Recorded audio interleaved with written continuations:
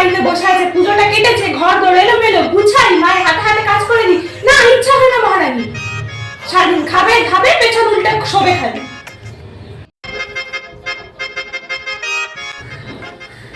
বাবা, খুব কাজ করছিস, কিছু বুঝি না নাকি? পড়াশোনা না করা বাহানা যত, পুজো শেষ যা করতে বস।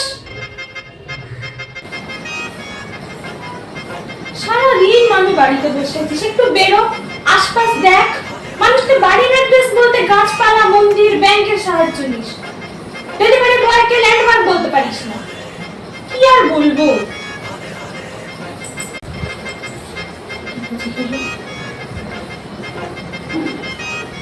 কি রে, কোথায় তুই? কতক্ষণ বেরিয়েছিস? কিছু বুঝি না জানো, আমি গাধা ভাবিস তুই? বাড়ির বাইরে সারাদিন টোটো টোটো করে ঘুরে বেড়াচ্ছে, বাড়ি ফেরার নাম নেই। কটা বাজে খেয়াল আছে? ফের বাড়ি হচ্ছে আজ তো। এই সকাল সকাল কে টিভি খুলে বসে রে? পুজো শেষ, পড়াশোনা নেই, সব লাটে নাকি? বারবার বলছি একটু ভালো কর, এই রেজাল্টটা কাজে লাগবে। সামান্য 90%, এখনো ঠাটার মতো মুখ দেখছে। যা বল বস।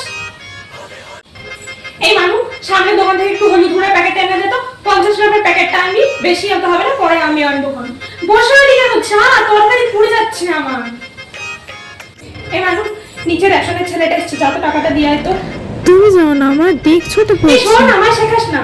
মুখের সামনে সর্বক্ষণ বই খুলে রাখলে ওটাকে পড়া বলে না। কোনো আওয়াজ নেই, কিছু নেই, ওটা কি পড়ছে? কতবার বলেছি একটু জোরে পড়, কানে পড়াটা গেলে পড়াটা মনে থাকবে না। একটু গল্পের বই পড়বে, তারপর পরীক্ষার খাতায় বলবে।